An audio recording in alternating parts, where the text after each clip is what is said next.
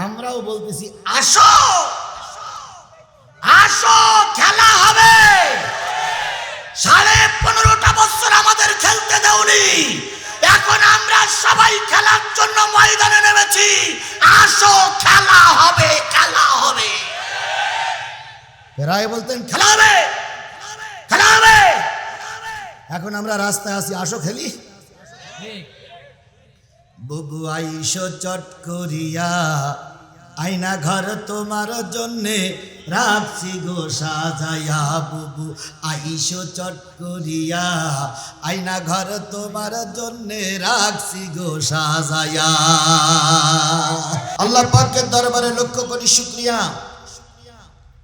যিনি একটি স্বাধীন সার্বভৌম দেশে স্বাধীনভাবে আমাদেরকে চলাফেরার কথা বলার তৌফিক দান করেছেন।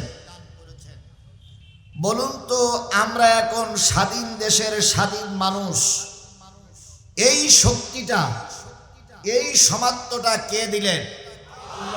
আরেকটু জোরে বলুন তো, কে দিলেন? আজকে কতই ডিসেম্বর? কত তারিখ? 4 ডিসেম্বর। কোন সাল? 2024 সালের 4 ডিসেম্বর। একটু 1 বছর পিছনে যান, 4 ডিসেম্বর 2023-এর দিকে একটু খেয়াল করুন। এরকম কোরআন হাদিসের মাহফিল করার পরিবেশ প্রায় জায়গায় ছিল না। কোরআন হাদিসের কথা বলতে গেলেও জালেমদের অনুমতির প্রয়োজন হয়েছে। কথা বলেন ঠিক না ঠিক? প্রায় অনুমতি দিতই না। তারপরেও যদি 2-1 জায়গায় অনুমতি পাওয়া যেত, বক্তা কোন সাবজেক্টের পরে কথা বলবে ওনারাই আগের থেকে বাজেট করে দিতেন। এরপরেও বক্তা যদি মিস্টেক করে 2-1টা কথা বলতেন, এদিক সেদিক হয়ে যেত। অনেক সময় বক্তাকে লাঞ্ছিত করে, অপমানিত করে মঞ্চের থেকে নামিয়ে দেওয়া হয়েছে। অনেক বক্তাকে পিটাইয়ে আহত করে হাসপাতালে পাঠানো হয়েছে। অনেক বক্তার মাইক মুখ থেকে কেড়ে নেওয়া হয়েছে। অনেক বক্তাকে আহত করে গাড়িতে পাঠিয়ে দেওয়া হয়েছে। সেই দিনটা এখন কি আর আছে? জোরে বলুন, সেই দিনটা এখন কি আর আছে? সেই দিনটা পরিবর্তন কে করলেন? এখানে কোনো রাজনৈতিক দলের একচ্ছত্র আধিপত্যের কারণে এই কাজটা হয়নি।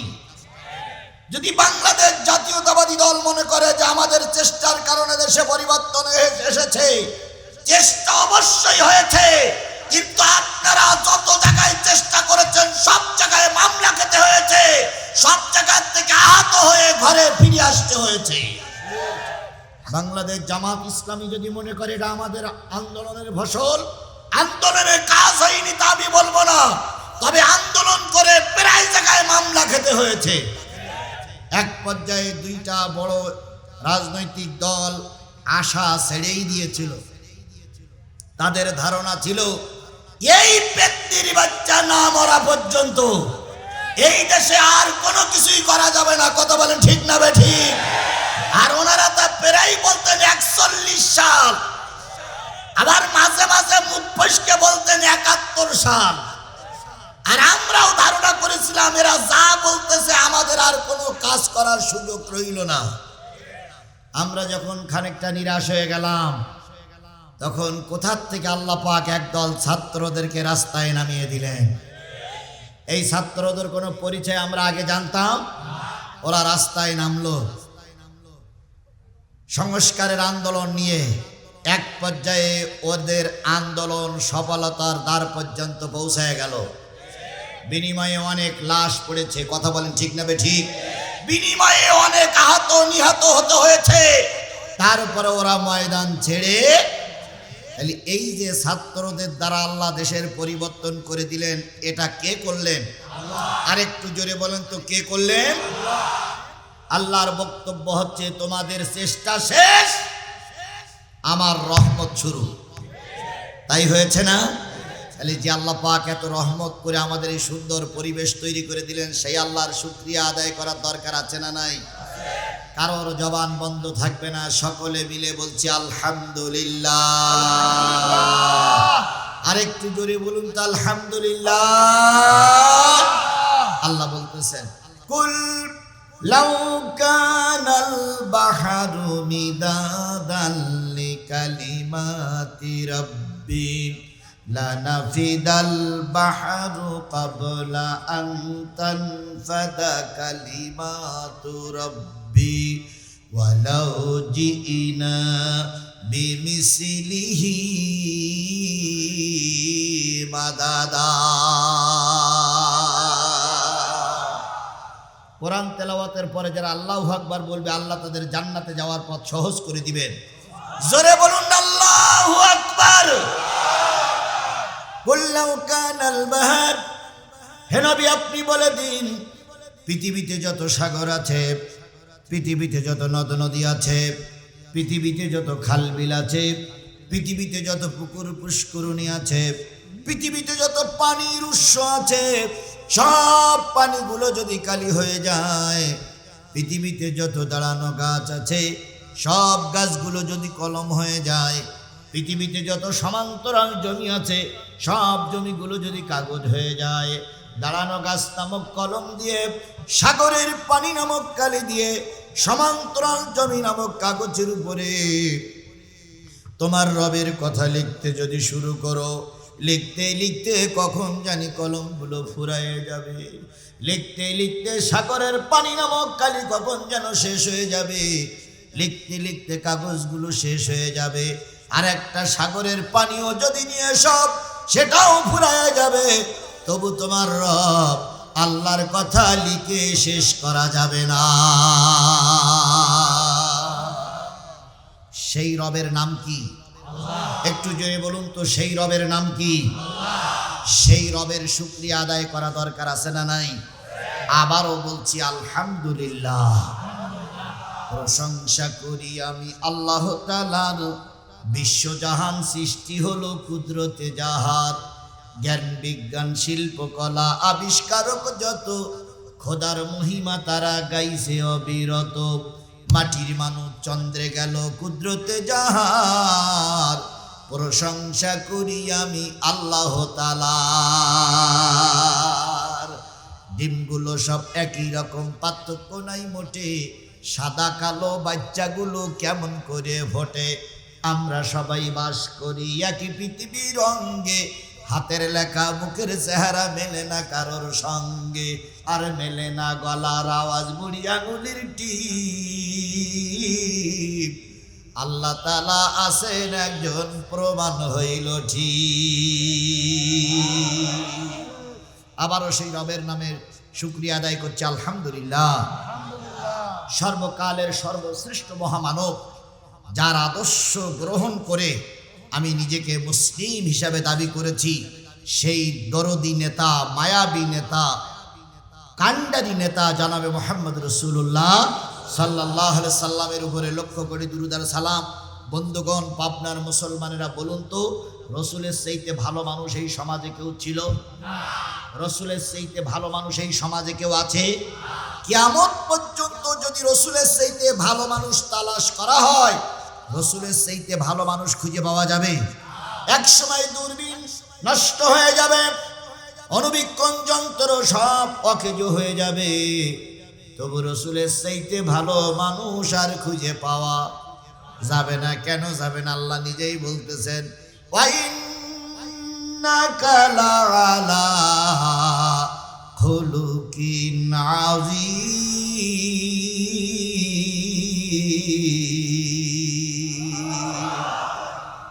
ওগো নবী, আমি আপনাকে উত্তম চরিত্রের অধিকারী বানিয়েছি। নবীর চাইতে ভালো মানুষ এই সমাজে আর কেউ ছিল না, তারপরও নবীকে মারি খাওয়া লেগেছে না লাগেনি? ও আমার জাতি, বলুন তো, ধর্মের কথা বলার কারণে নবীকে মারি খাওয়া লেগেছে না লাগেনি? তুমি আর আমি ধর্মের কথা বলবো, নবীজি যে কোরআনের দাওয়াত দিলেন সেই কোরআনের কথা তুমি আর আমি দাওয়াত দেব না? হবে না।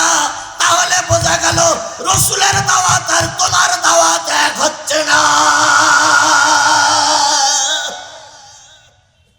নবীজি কালেমার দাওয়াত দিয়ে জেল খেটেছে না খাটিনি?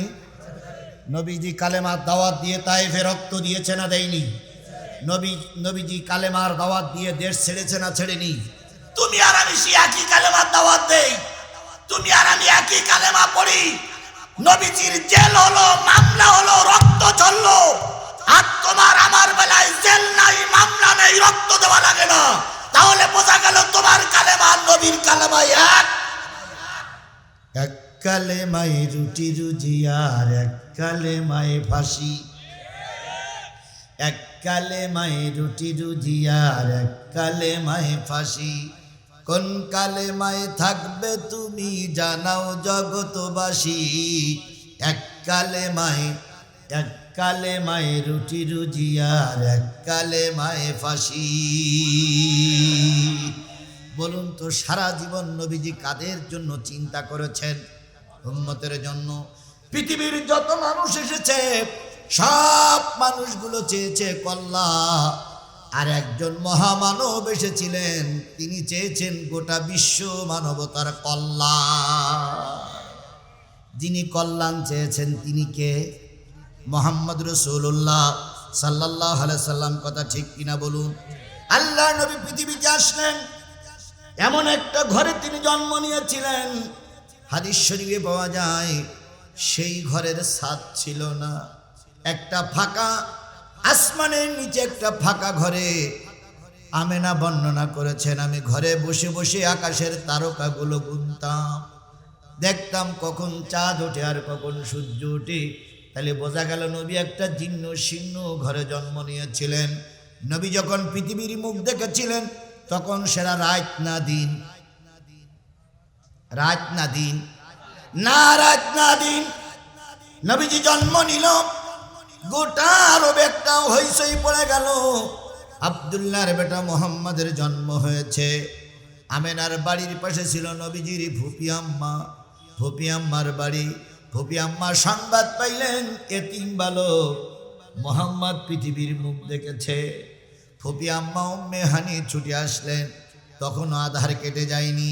উনি লক্ষ্য করলেন ছোট বালক মুখটা তখন বিড় বিড় বিড় বিড় করে নড়তেছে। ফুপি আম্মা ছোট্ট বালকটারে কোলে নিয়ে দুই গালে দুটো চুমা দিয়ে বললেন, বাজান কি যে বলো তা তো বুঝি না, তুমি ছোট্ট মানুষ কি বলতেছো? কিছুই বুঝলেন না। নবী যখন ফুপি আম্মা তখন বলেছিলেন, ও আব্দুল্লাহর বেটা মুহাম্মদ, জন্মের পরে মুখ বিড় বিড় করে নাড়িয়ে কি বলেছিলে? নবী আমার ফুপি আম্মার গলা জড়ায় ধরে বলেছিলেন, ফুপি আম্মা জন্মের পরে কেঁদেছিলাম, রব্বি হাবলি উম্মতি, আয় আল্লাহ আমার গুনাহগার উম্মতগুলোরে মাফ করে দাও। নবী ধর্মের বাণী প্রচার করতে গিয়ে মক্কায় পরিবেশ হলো না, ছুটে গেলেন মদিনায়, ছুটে গেলেন তায়েফে। তায়েফের মানুষেরা নবীকে রক্তাক্ত করলো। এক পর্যায়ে নবীজির শরীরের পরে ওরা পাথর বর্ষণ করলো। নবীজি 3 দিনের না খাওয়া, কয়দিন? 3 দিনের না খাওয়া মানুষটার রক্তাক্ত করলো। এক পর্যায়ে পাহাড় স্তূপ হয়ে গেল। কাফেরের বাচ্চারা মনে করলো নবী মারা গেছেন, পুতিলা মুহাম্মদ নবী মারা গেছে। ওরা যখন আনন্দ মিছিল করতে করতে চলে গেল, জায়েদ এসে বলেন, আমি নবীর কোনো খোঁজ পাচ্ছিলাম না। পাথরগুলো সরাইতে সরাইতে নবীকে যখন আবিষ্কার করলাম, নবীর শরীরটা তখন নিস্তেজ হয়ে পড়ে আছে। আমার ধারণা ছিল নবী আর কখনো চোখ মেলে তাকাবে না। হযরত জায়েদ বলেন, আমি নবীকে কাঁধের পরে মাথা রেখে নবীর রক্তগুলো পরিষ্কার করতে করতে এক সময় নবীজি মুখ তুলে তাকালেন, চোখ মেললেন। নবীজি বললেন, জায়েদ, তায়েফের যুবকেরা এখনো আছে না চলে গেছে? আর একটা বার যদি ওরা আমাকে মারে আমি হয়তো আর বাঁচবো না। ও আমার জাতি, যেই নবীর চেহারার দিকে তাকাইলে মানুষের পেটে কি থাকতো না? ক্ষুধা থাকতো না? হযরত আয়েশা বলেছেন, আমার নবী যখন ঘরে ঘুমায়ে থাকতেন আমি কম্বল মুড়ি দিয়ে শোয়ায়ে দিয়ে নবীজির কাপড়গুলো সেলাই করতাম, লণ্ঠনটা জ্বলতো। কখন জানি লণ্ঠনের তেল ফুরায় গেছে, লণ্ঠনটা নিভে গেছে, আমার হাতের সুচটা পড়ে গেছে। আমি আমার নবীর ছেঁড়া কাপড়গুলো এখনো সেলাই করতে পারিনি। কৌতূহল হতে এখন আলো পাবো কই? হযরত আয়েশা বলেছেন, নবীজির চেহারা থেকে কাপড়টা সরাইলে অন্ধকার ঘরে যে আলো হয়েছে, সেই আলোয় আমি আমার হারানো সুচ খুঁজে পেয়েছি। মদিনার নারীরা বলেছে ঘরে খাবার নাই, বাচ্চারা ক্ষুধায় কাতরাচ্ছে। আমরা চিন্তা ফিকির করে বুদ্ধি করে নবীজির দরবারে পৌঁছায় দিতাম। 2 দিন 3 দিন 4 দিন পরে যে বলতাম, বাজান রে, বাড়িতে খেজুর আর রুটির ব্যবস্থা হয়েছে, চল। বাচ্চাটা নবীর দরবার থেকে এসে মার গালে চুমা দিয়ে বলতাম, রুটি আর খেজুর তুমি আর আব্বু খেয়ে নাও। নবীর চেহারার দিকে তাকাইলে পেটে ক্ষুধা থাকে না। ও আমার জাতি, ওই নবীকে তায়েফে মার খেতে হয়েছে কিসের জন্য? এই মুসলমান স্পষ্ট করে বলুন, ওই নবীকে তায়েফে মার খেতে হলো কিসের জন্য? তুমি সেই নবীর উম্মত হয়ে একটা বারের জন্য জেলে যাওয়া লাগে না, একটা বারের জন্য তোমার নামে মামলা হয় না, একটা বারের জন্য তোমার ইনভেস্টমেন্টের আঘাত খাওয়া লাগে না। ধরে নিও, রাসূলের কর্ম তোমার কর্ম এক হচ্ছে না, নিশ্চয়ই কোনো জায়গায় কোনো ফাটল তোমার ভিতরে আছে।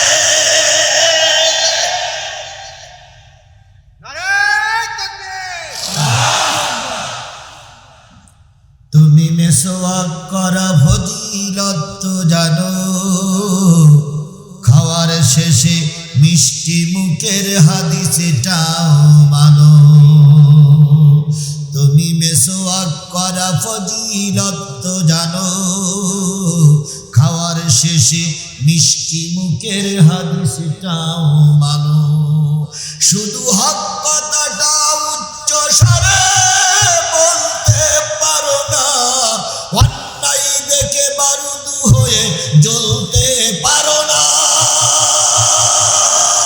কেমন মুসলমান তুমি একটু ভাবো না, কেমন তোমার ঈমান একটু বলো না।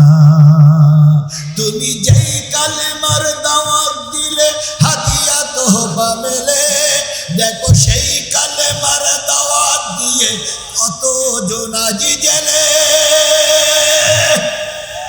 তুমি যেই কোরআনে রস করিলে বুকেতে নাই তুলে, দেখো সেই কোরআনের ব্যাখ্যা লেখে কেউ ফাঁসিতে ঝোলে।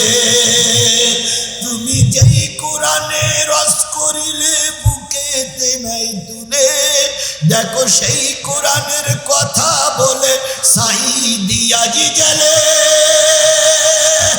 তুমি ভাঙনের খেলা খেলতে পারো, গড়তে পারো না, অন্যায় দেখে বারুদ হয়ে জ্বলতে পারো না। কেমন মুসলমান তুমি একটু ভাবো না, কেমন তোমার ঈমান একটু বলো না।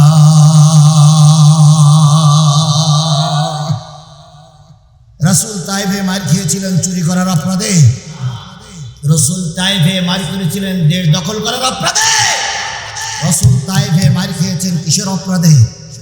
কোরআন বলার অপরাধে, কালেমার দাওয়াত দেওয়ার অপরাধে। কথা বলেন ঠিক না ঠিক? আমাদের সমাজে কিছু হুজুর আছে, কিছু টুপিওয়ালা আছে, কিছু পাগড়িওয়ালা আছে, তারাই মিসকে মিসকে হাসে আর কয় নিশ্চয়ই সাইদি জেলে গেছিল, সাইদির অপরাধ ছিল। এ কথা বলা লোক আমার সমাজে নাই, এখানেই আছে, এখানেই আছে, এখানেই আছে। নেজামি সাহেব ফাঁসিতে গেল কেন? নিশ্চয়ই নেজামির দোষ ছিল। এ কথা বলা মৌলবী আমার দেশে আছে না নাই? আমি বলি, এই সমস্ত মৌলবীর বগলে এখনো চুল উঠিনি, এরা ইসলামের ইতিহাস জানে না। কথা বলেন ঠিক না ঠিক?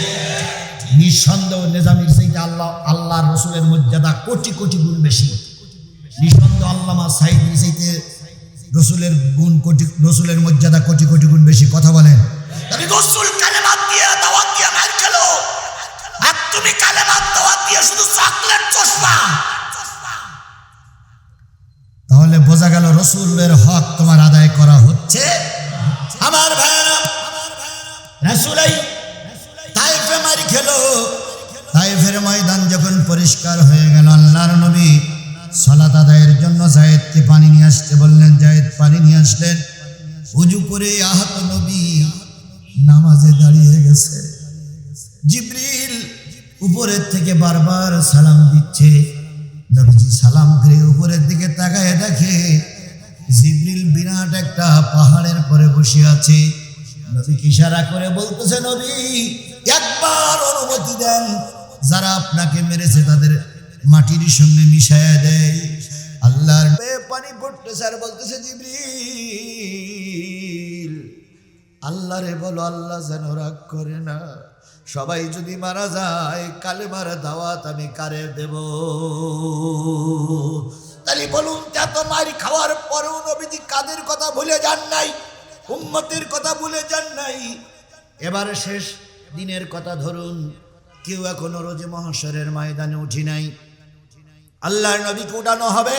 জিবরিল যখন সালাম দিবেন তখন নবীজি বলবেন, মাথা উঁচু করে বলবেন, জিবরিল আল্লাহরে যে বলো আমি ময়দানে যাব না, আমার সব উম্মতগুলোরে জাহান্নামে দিয়ে আল্লাহ আমাকে শেষে জান্নাতে দিতে চায়।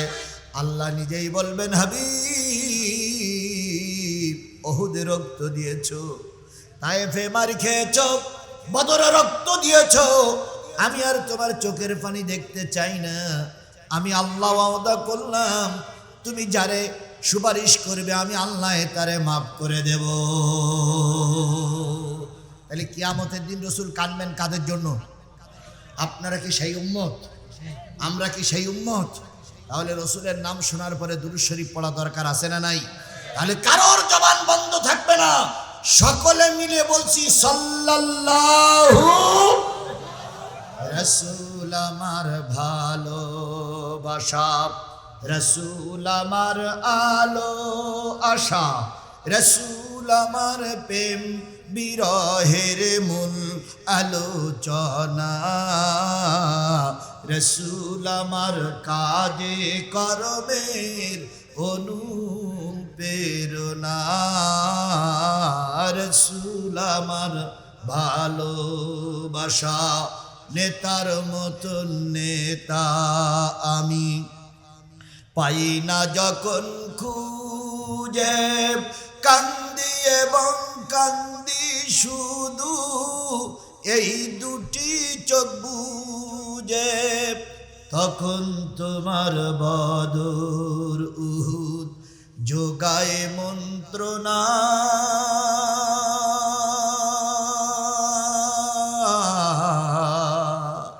রাসূল আমার কাজে কর্মের অনুপ্রেরণা, রাসূল আমার ভালোবাসা।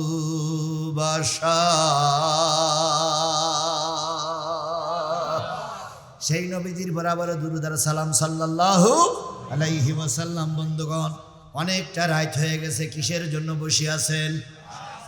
আরেকটু জোরে বলেন, কিসের জন্য বসে আছেন? আমি কোরআন থেকে যদি আলোচনা করি আপনারা কি শুনতে রাজি আছেন? এবার আমি এতক্ষণ রাসূলের নামে দুরূদ দিলাম, আল্লাহর প্রশংসা করলাম। এবার যারা দাঁড়ানো আছেন, বসা আছেন, মাইকের আওয়াজ যত দূর পর্যন্ত যাচ্ছে, বাদামের দোকানে যারা আছেন সকলকে বলতেছি 5টা মিনিট আমার কথাগুলো একটু খেয়াল করেন, তারপরে হয় আসবেন না আসবেন। আল্লাহ বলতেছেন, ওয়াইজা কুরিয়াল কোরআন ফাসতামিউ লাহু ওয়া আনসিতু লাআল্লাকুম তুরহামুন। যখন তোমাদের সামনে কোরআন পড়া হবে, কোরআনের আলোচনা করা হবে, ওই আলোচনাগুলো তোমরা চুপচাপ বসিয়ে বসিয়ে শোনো। কার কথা? কিসের কথা আলোচনা হবে? সেগুলো কি করে শুনতে হবে? চুপচাপ বসে বসে শুনতে হবে। তাহলে আল্লাহর নির্দেশ পালন করা সুন্নাত, মুস্তাহাব, ওয়াজিব না নফল? এই মুসলমান স্পষ্ট করে বলুন, আল্লাহর হুকুম পালন করা কি? তাহলে আল্লাহ বললেন কোরআনের আলোচনা চুপচাপ বসে বসে শোনো। আপনারা যারা দাঁড়িয়ে আছেন, বাড়িতে আছেন, নিশ্চয়ই আল্লাহর একটা ফরজ আপনারা তরফ করতেছেন, এর জন্য নিশ্চয়ই আল্লাহ আপনাদের জান্নাত দেবে। দাঁড়ানো লোকগুলো মানে এখনো বুঝতে পারিনি। যারা দোকানে আছে এরা মনে হয় এখনো বুঝতে পারিনি আমি কিসের আলোচনা করছি। আলোচনাগুলো চুপচাপ বসে বসে শুনতে হবে, এটা আল্লাহর নির্দেশ। আল্লাহর নির্দেশ পালন করা আমাদের জন্য ফরজ। নিঃসন্দেহ আমরা ফরজ তরফ করব। আবার বসতি বললে কেউ চলে যাইয়েন না ভাই, আপনার যাওয়ার দরকার নেই ভাই, থাকেন ভাই, কারণ চলে গেলে ওয়াজ শোনাবো কার, বসার দরকার নেই, দাঁড়াই থাকে শোনেন। আল্লাহ আপনাদেরকে বসে বসে কোরআন শরীফের হক আদায় করে শোনার তৌফিক দান করুন। আরেকটু জোরে বলেন আমিন, আরেকটু জোরে বলেন আমিন। এবার আসুন আমরা কিসের আলোচনা শোনার জন্য বসেছি। আল্লাহ রাসূল বলেছেন আল কোরআন শাফিআ মুশাফফা ওয়া মা হিল্লু মুসাদ্দিকান মান জালাহু আমামাহু কদ্দাহু ইলাল জান্নাহ ওয়া মান জালাহু খালফাহু সাকাতাহু ইলান নার। এই কোরআন এমন একটা কিতাব, কিয়ামতের দিন কারোর পক্ষে সুপারিশ করবে আর কারোর বিপক্ষে আল্লাহর কাছে নালিশ করবে। কে বলতেছেন? রাসূল বলতেছেন এই কোরআন এমন একটা কিতাব, কারোর পক্ষে সুপারিশ করবে, কারোর বিপক্ষে আল্লাহর কাছে।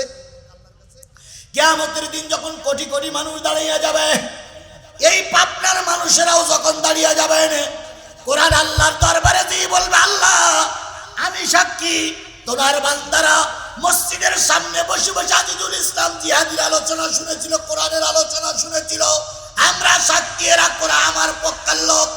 কোরআন ইচ্ছা করলে কিয়ামতের দিন আপনাকে টেনে টেনে আল্লাহর জান্নাতে নিয়ে যাবে। তাহলে কোরআন যারা সামনে রাখবে তাদেরকে কোরআন টেনে কোথায় নিয়ে যাবে? নিশ্চয়ই আল্লাহ রাসূল মিথ্যা কথা বলেছেন? নিশ্চয়ই আল্লাহ মিথ্যা কথা বলেছেন? কল্পনা করাও যায় না। আল্লাহর ভাষা হচ্ছে কোরআনকে যারা সামনে রাখবে, কোরআন তাদের টেনে টেনে কোথায় নিয়ে যাবে? এ কথাটা কি আপনার বিশ্বাস হয়? জোরে বলেন, বিশ্বাস হয়?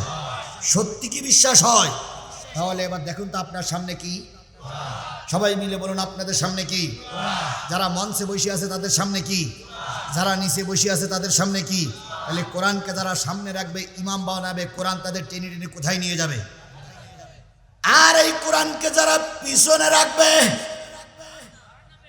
না, এই কোরআনকে যারা পিছনে রাখবে, নবী বলেন তারা যখন রোজা মাহশরের ময়দানে ঘুরতে থাকবে, কোরআন তাদের পিছন থেকে একটা ধাক্কা দিয়ে জাহান্নামে নিক্ষেপ করবে। তাহলে কোরআন সামনে রাখলে কোরআন কোথায় নিয়ে যাবে? কোরআন পিছনে রাখলে কোরআন ধাক্কা দিয়ে কোথায় নিক্ষেপ করবে? এবার মঞ্চে যে লোকগুলো বসে আছেন, এই লোকগুলো যদি চলে যায় তাহলে পিছনে কি পড়বে? বলুন বলুন বলুন, অসুবিধা কি? এই লোকগুলো যদি চলে যায় তাহলে পিছনে কি পড়বে? আপনারা যারা সামনে বসে আছেন, ওই যে একটা ছেলে চলে যাচ্ছে, ওর পিছনে পড়লো কি? জোরে বলেন, ওদের পিছনে পড়েছে কি? তাহলে কোরআন পিছনে ফেলাইলে কোরআন ধাক্কা দিয়ে কোথায় নিক্ষেপ করবে? তাহলে আমরা জান্নাতে যেতে চাই না জাহান্নামে যেতে চাই? কারা কারা জান্নাতে যেতে চান? দুই হাত উঁচু করে আল্লাহরে দেখান।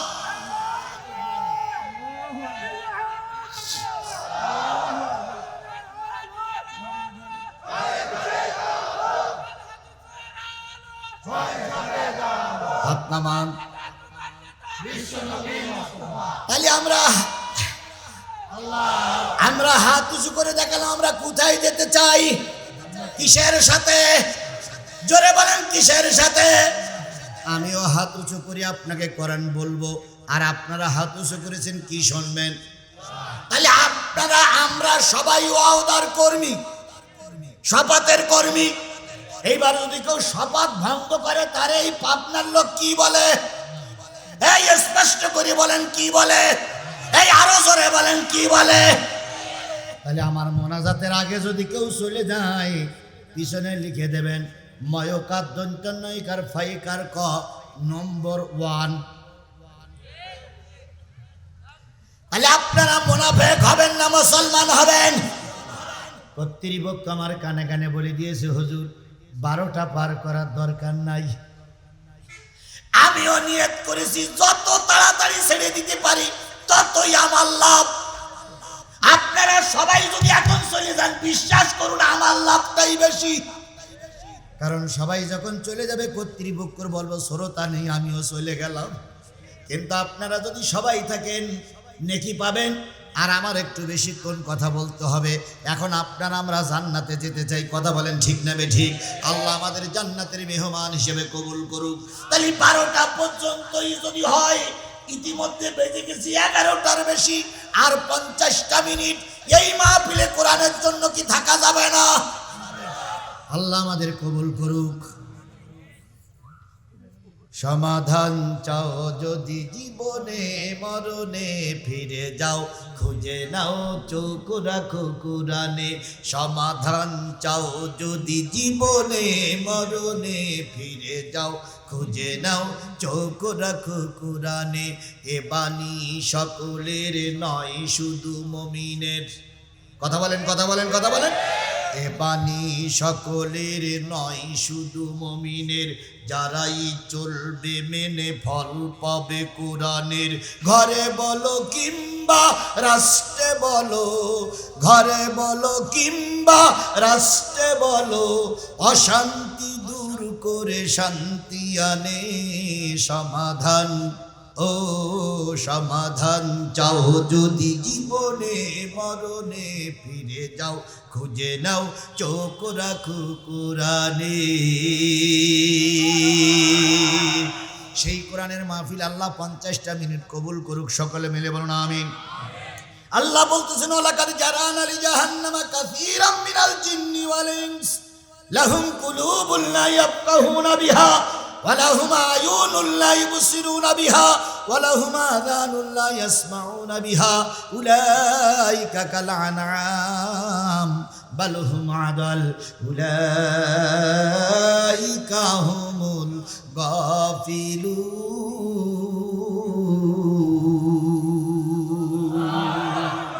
কিয়ামতের দিন, মুসিবতের কালে, যেদিন জাহান্নাম আর জান্নাত দেখা যাবে, ওই দিন একদল মানুষকে আল্লাহ পাক জাহান্নামে নিক্ষেপ করবে, আর একদল জিনকে জাহান্নামে দেবে। যারা জাহান্নামে যাবে, অগণিত মানুষের ভিতর থেকে যারা জাহান্নামে যাবে, অনেকগুলো দোষের ভিতরে একটা দোষ হচ্ছে লাহুম কুলুবুন লা ইয়াফকাহুনা বিহা, তাদের অন্তর আছে কিন্তু অন্তরে জায়গা নাই। কিসের জায়গা নাই? আর একটু জোরে বলা যাবে না কিসের জায়গা নাই? কোরআন দিলে ভালো লাগে না এমন মানুষ আছে না নাই? আর একটু জোরে বলেন, এমন মানুষ আছে না নাই? যাত্রা গান ভালো লাগে, সিনেমা ভালো লাগে, পুতুল নাচ ভালো লাগে, থিয়েটার ভালো লাগে, টেলিভিশন দেখতে ভালো লাগে, কিন্তু আল্লাহর কোরআন ভালো লাগে না। এরকম লোক আমার দেশে এখানে এখন আছে কিনা জানি না, কিন্তু আগে ছিল। কথা বলেন ঠিক না বেঠিক? এরা প্রায় জায়গায় যে আল্লাহর কোরআনের মাহফিলগুলো বন্ধ করে দিত। আর কি বলতো, আমরা কি নামাজি না? আমরা কি মুসলমান না? আমাদের নেত্রী 40-45 রাকাত তাহাজ্জুদ নামাজ পড়ে। আমাদের নেত্রী সকালবেলা ফজরের নামাজ পড়ে কোরআন তেলাওয়াত করে। আমাদের নেত্রী ঘুমির থেকে উঠেই যায় নামাজ খোঁজে। আমরা বিশ্বাস করতাম হলিও হতে পারে, কিন্তু যেদিন ছাত্ররা গণভবন দখল করল রে ভাই, সেদিন বুঝলাম ভুয়া ছাড়া উপায় না। ম্যাডামের বাড়ি রাজাহাঁস পাওয়া গেল, ম্যাডামের বাড়ি গরু পাওয়া গেল, ম্যাডামের বাড়ি মুরগি পাওয়া গেল, ম্যাডামের বাড়ি কসুরমুখী পাওয়া গেল, কিন্তু ম্যাডামের বাড়ি যায় নামাজ আর কোরআন শরীফ পাওয়া গেল না। না, কথা বলেন কথা বলেন কথা বলেন। এবার সাংবাদিকরা জিজ্ঞেস করলো, ভাই আওয়ামী লীগের নেতা সে যায় নামাজ আর কোরআন শরীফ গেল কই?